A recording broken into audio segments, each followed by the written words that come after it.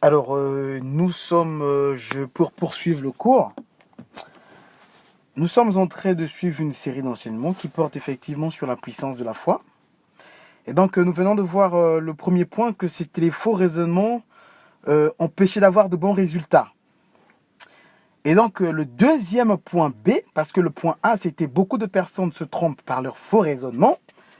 Et le point B, ça va être la pratique de la parole permet de vivre sans être trompé par des faux raisonnements. La Bible dit dans Jacques 1, verset 22 à 25, « Mettez en pratique la parole et ne vous bornez pas à écouter en vous trompant vous-même par de faux raisonnements. » La Bible dit que lorsque nous prenons connaissance de la parole de Dieu et que nous ne la mettons pas en pratique, en fait, nous nous trompons. Il y a une chose qu'il faut savoir. Il ne faut jamais, en aucun cas, dissocier sa propre vie à la vie de l'Église. Parce que votre vie est dans l'Église. Le problème avec des gens, c'est quoi? C'est qu'ils disent, j'ai écouté ça à l'Église, mais je suis à la maison maintenant, je fais ce que j'ai l'habitude de faire. Non, ne dissociez jamais votre vie à ce que vous écoutez à l'église. Parce que votre vie se trouve à l'église. La preuve en est que Dieu vous a ramené à l'église. Avant, vous n'étiez pas à l'église. Mais Dieu vous a ramené à l'église désormais pour que vous soyez sur le chemin de son destin qu'il a écrit, qu'il a programmé, qu'il a planifié pour vous.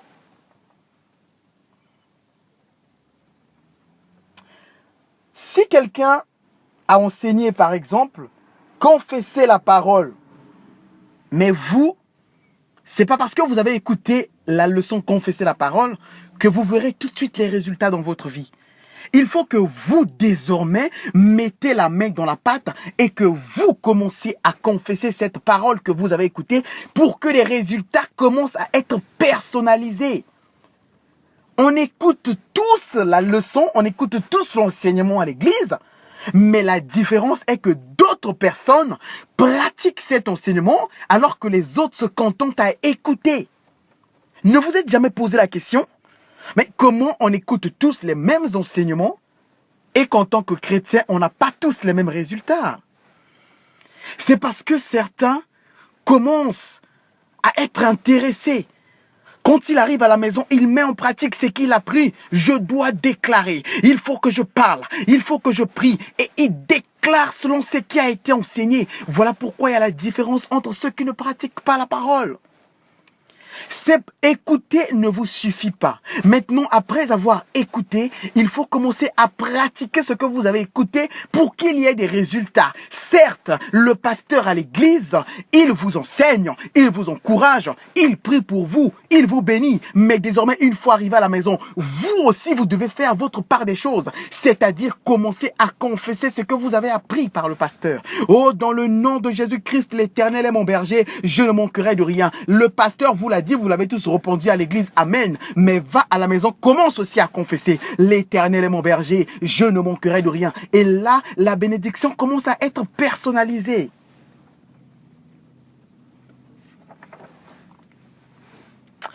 Et notre point C, lorsque vous pratiquez ce qui est enseigné, vous allez contre les faux raisonnements qui peuvent être en train de vous détourner. Nous croyons aux mensonges au sujet de la vie, de ce que nous sommes, de ce que le monde raconte de nous. Mais écoutez une chose. C'est-à-dire, nous avons tellement cru à ce mensonge dans notre vie et jusqu'à ce que la parole de Dieu nous soit enseignée. Dieu aime ses enfants. Ne l'oubliez jamais.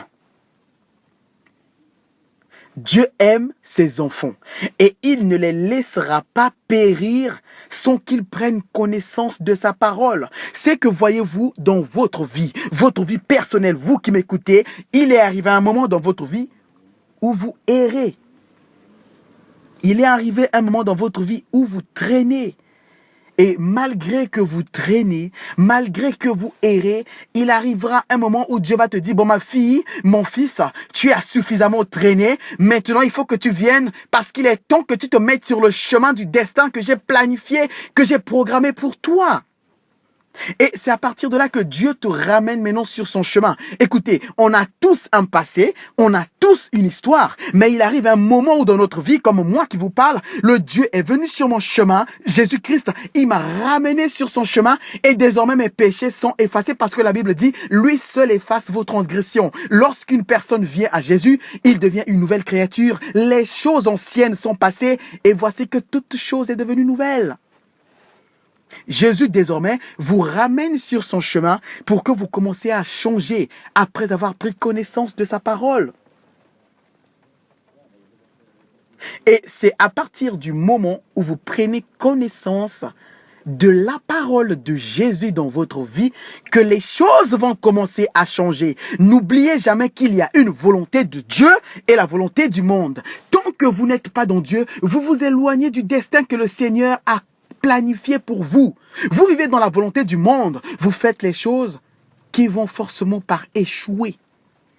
Mais lorsque vous venez sur le chemin que Dieu a tracé pour vous, au fur et à mesure, les choses commencent à prendre du sens. Et là, vous êtes sur un chemin de victoire, de réussite, de succès, et non pas un chemin d'échec. Parce qu'avec Dieu, on sait que toute bonne chose concourt au bien de ceux qui aiment Jésus. Et si nous nous mettons sur le chemin de Jésus, eh bien, on va y arriver à ces bonnes choses qu'il nous promet. Parce que la Bible ne nous promet pas de malheur. La Bible ne nous promet pas de souffrance. La Bible nous promet la guérison, la protection, le succès, le triomphe dans ce monde d'échecs. Mais nous, en Jésus, nous allons triompher. Ne l'oubliez jamais. Mais lorsque la parole de Dieu te parvient et que Jésus commence à te retirer de tes moments d'errement, c'est que quoi? Malheur à ceux qui résistent. Ne résistez pas quand la parole de Dieu parvient à votre vie, parce que c'est cet instant que le Seigneur a réservé pour vous changer de chemin. Et quand vous prenez connaissance de la parole de Dieu, ne résistez pas. Malheur à ceux qui endurcissent leur cœur. Nous nous sommes rencontrés avec certaines sœurs et certains frères. Aujourd'hui, nous sommes dans le même GF. Ça peut être le cas pour vous qui m'écoutez. Mais ce n'est pas de ma volonté de vous avoir rencontré. Il n'est même pas de votre volonté de m'avoir rencontré. Parce que s'il ne tenait qu'à nous, on n'y aurait jamais pensé. C'est que, voyez, Dieu a tout planifié. Qu'aujourd'hui, mon fils, ma fille, mes enfants se rencontrent afin qu'ils communient désormais autour de mon nom. D'où nous nous sommes rencontrés. Alors, étant qu'être pensants, les hommes, nous sommes fixés des limitations dans notre cœur.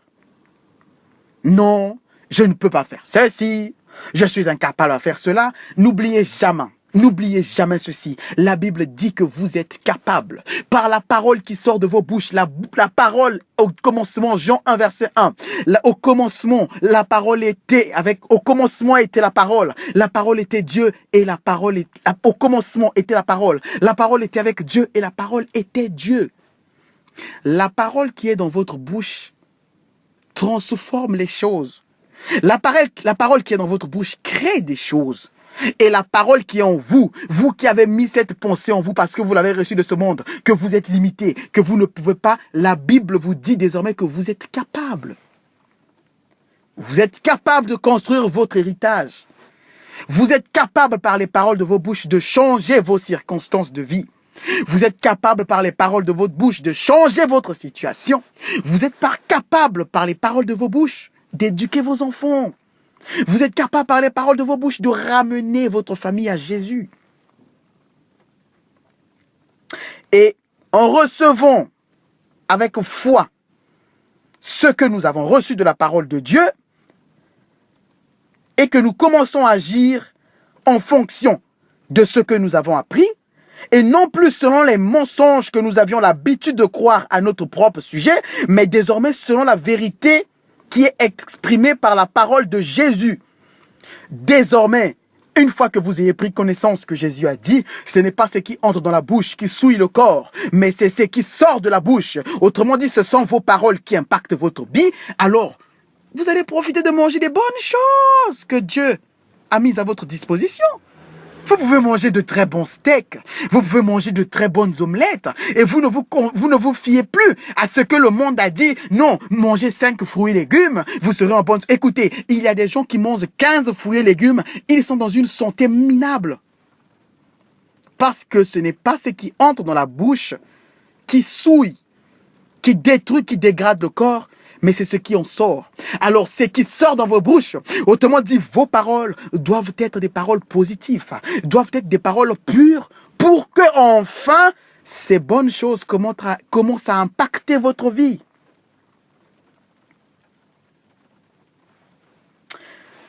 Deuxième grand point de notre leçon, dès lors que nous commençons à mettre en pratique la parole, nous devons des personnes d'action. Et les personnes d'action ont de très bons résultats. Je répète que les personnes d'action ont de très bons résultats dans leur vie.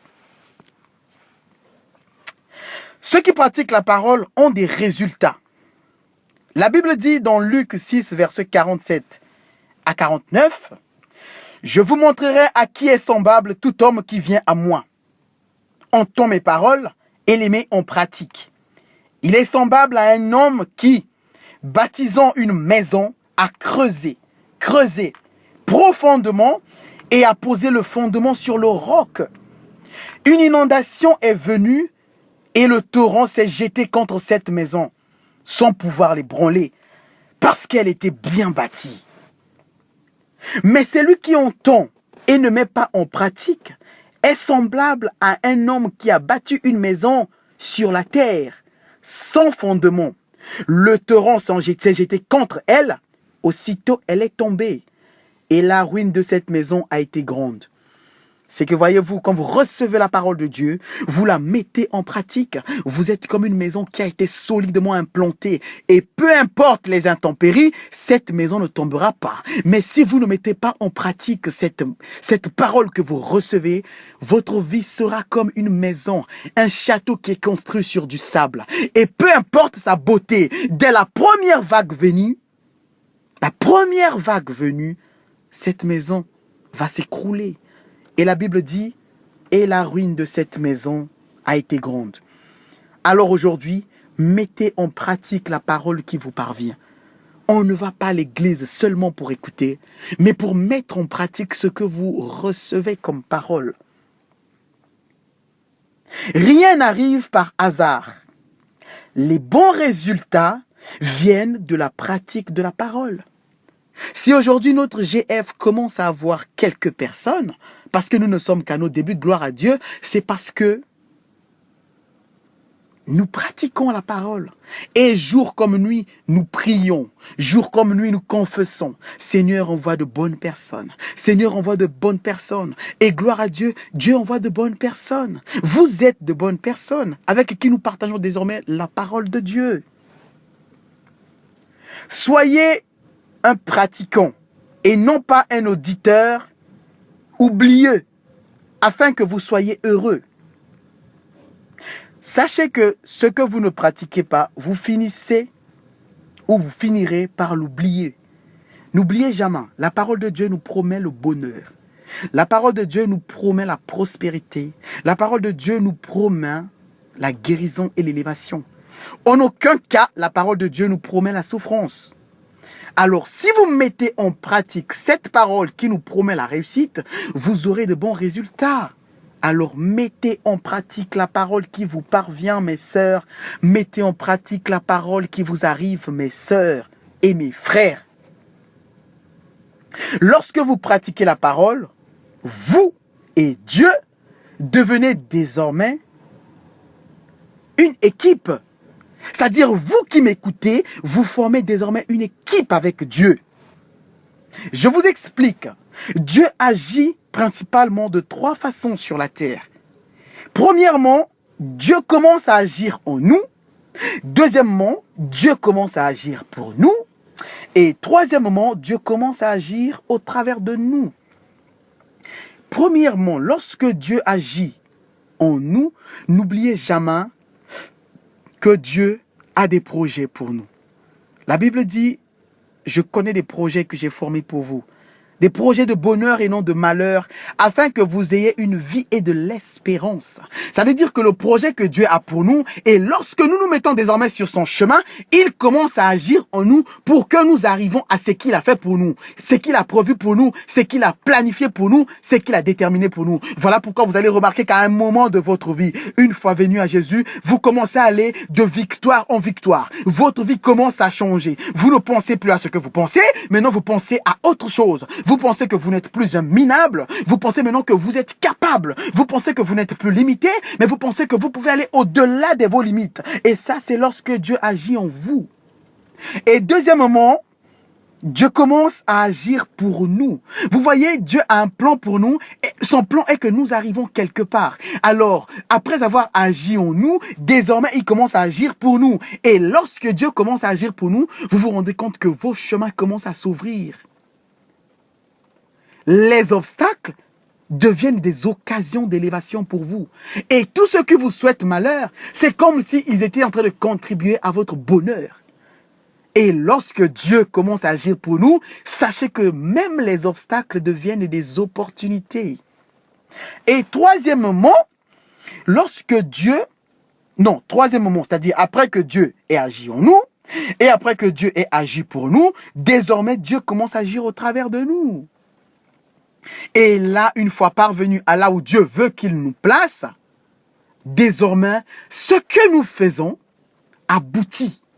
Et là, les gens commencent à se dire, non, c'est pas normal. Pourquoi tout ce que lui fait réussit? Pourquoi tout ce que lui fait aboutit toujours? Non, il est bizarre. Non, il n'est pas bizarre. C'est qu'il y a tout simplement Dieu désormais dans sa vie. Et tout ce qu'il fait lui réussit.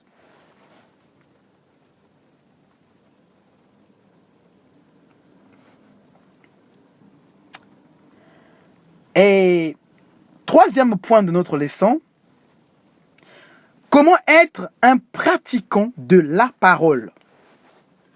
Comment être un pratiquant de la parole? Premièrement, il faut écouter attentivement.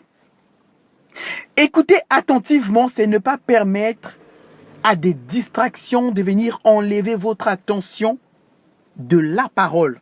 Écoutez, une personne qui se respecte, une personne qui a du respect pour elle et une personne qui doit tout son respect à Dieu se débarrasse de toute distraction lorsque l'enseignement de la parole dans l'église commence. Lorsque la louange commence, lorsque l'adoration commence, toute personne digne d'être appelée personne et non pas un animal doit se débarrasser de tout ce qui peut être une occasion de chute pour elle ou un moyen de distraction pour qu'elle soit concentrée désormais à ce qu'elle va écouter, d'où la parole de Dieu. Donc pour être pratiquant de la parole, il faut premièrement être attentif à la parole de Dieu. Deuxièmement, quelques petits exemples lorsque nous sommes attentifs à la parole de Dieu. Écouter attentivement invite l'action du Saint-Esprit dans votre vie.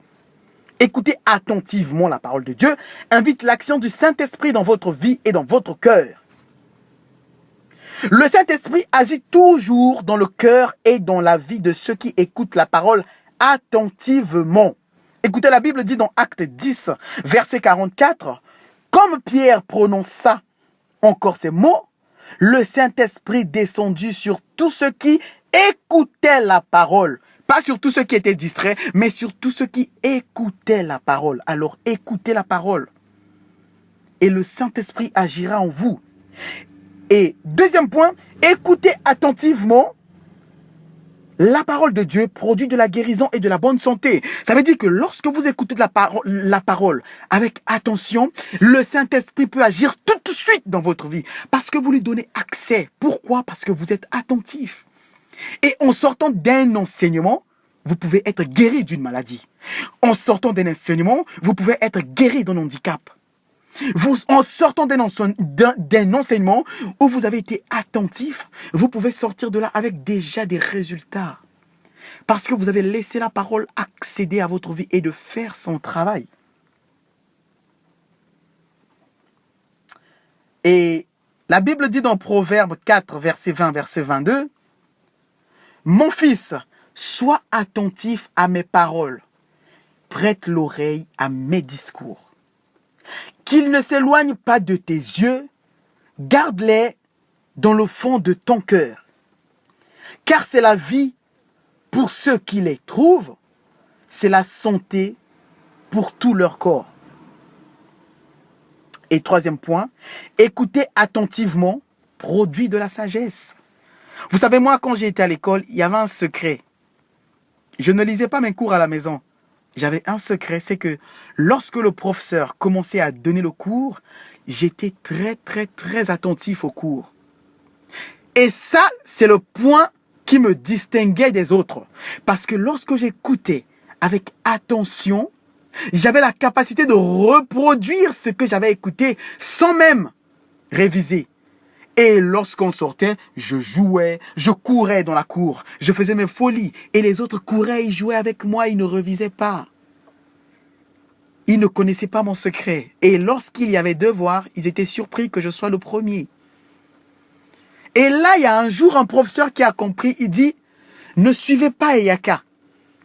En fait, il vous embrouille. Parce que ce professeur avait compris que moi, j'étais très attentif lorsqu'il donnait le cours et que les autres ne suivaient pas quand il donnait le cours. Il s'apprêtait à ce que nous allions courir dans la cour. Or, moi, je savais qu'au moment où on donne le cours, c'est le moment qu'il faut suivre parce que je vais en acquérir une certaine sagesse. Donc, d'où écouter attentivement la parole de Dieu produit de la sagesse en vous. Si vous avez cette attitude d'être toujours attentionné lorsque le pasteur nous donne la parole, vous serez différent des autres qui viennent pour crier seulement Amen, Amen, Amen et Amen encore. Quatrième point, écoutez attentivement produit de l'intelligence, de la capacité et de la réflexion. D'où mon cas qui écoutait attentivement mes cours, j'en acquérissais de l'intelligence. Et retenez la parole en prenant des notes et en écoutant des CD, des cassettes ou des enregistrements audio. Parce que vous devez savoir une chose, l'homme ne retient qu'environ 10% de tout ce qu'il écoute. Tout discours qui vous parvient et dont vous prétendez être attentif, vous ne retenez que 10%. La preuve en est que quand vous arrivez à la maison, vous ne pouvez pas reproduire tout ce que vous avez écouté. Parce que votre capacité, votre capacité à retenir ce qui vous est donné verbalement est de 10%. Voilà pourquoi vous devez prendre des notes. Voilà pourquoi vous ne venez pas à l'église pour être comme un observateur. Vous ne venez pas à l'église pour être comme un téléspectateur. Vous venez à l'église pour être comme une personne qui est concernée. Une personne intéressée. C'est-à-dire ce qui sort de la bouche du pasteur, vous notez. Je vous dis que si vous voyez dans mon téléphone, vous avez comme l'impression que j'ai tous les cultes et chaque mot que le pasteur sort de sa bouche est écrit dans mes notes. Parce que j'ai développé cette capacité en moi. Lorsque le pasteur est en train de parler, en même temps j'écris. Et j'ai plusieurs cultes comme ça, où je peux vous reproduire mot à mot ce que le pasteur a dit lors du culte. Parce que je sais que si je ne compte que sur ma tête, il y a certaines choses qui vont m'échapper. Voilà pourquoi je note tout. Et méditez et confessez la parole que vous avez écoutée. La confession fait partie de la méditation. Parlez la parole que vous avez écoutée avec vos amis, avec vos frères, avec vos sœurs, avec vos colocataires, avec vos voisins, avec vos voisines. Mais ceci laisse à dire que voilà pourquoi vous devez être entouré de bonnes personnes. Vous devez être entouré par des personnes qui sont intéressées par la parole de Dieu et non pas être entouré des personnes qui ne veulent que raconter des bêtises, qui ne veulent parler que McDonald's, qui ne veulent parler que Paco Rabanne, qui ne veulent parler que Louis Vuitton, qui passent leur temps à parler des bêtises sans un sens. Vous devez être entouré des gens qui sont intéressés par la parole et qui parlent de la parole de Dieu, ce qui vous permettra de réviser ce que vous recevez à l'église. Dirigez-vous d'après ce que vous avez écouté et appris. Faites ce qui est écrit, faites ce qui est prêché.